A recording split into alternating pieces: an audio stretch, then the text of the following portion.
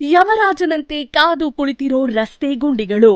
ಚಿಕ್ಕೋಡಿ ಹಾಗೂ ಅಂಕಲಿ ರಸ್ತೆ ಮಾರ್ಗ ಮಧ್ಯದಲ್ಲಿ ಇರುವ ಕೆರೂರ್ ಕ್ರಾಸ್ ಹತ್ತಿರ ಜನರನ್ನ ಬಲಿ ಪಡೆಯಲು ಎಂದೇ ಕಾದು ಕುಳಿತಿರೋ ರಸ್ತೆ ಗುಂಡಿಗಳು.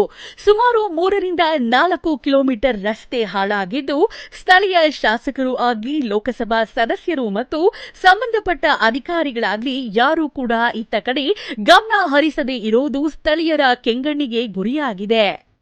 ಇನ್ನು ಚಿಕ್ಕೋಡಿಯಿಂದ ನೆರೆ ರಾಜ್ಯ ಮಹಾರಾಷ್ಟ್ರ ಹಾಗೂ ವಿಜಯಪುರ, ರಾಯಭಾಗ, ಅಥಣಿ, ಕಾಗವಾಡ ಇನ್ನು ಹಲವಾರು ನಗರಕ್ಕೆ ಹೋಗಲು ಮುಖ್ಯ ರಸ್ತೆ ಇದಾಗಿದ್ದು, ಇದರ ಬಗ್ಗೆ ಯಾರೂ ಕೂಡ ಗಮನ ಹರಿಸದೇ ಇರೋದು ವಿಪರ್ಯಾಸವಾಗಿದೆ.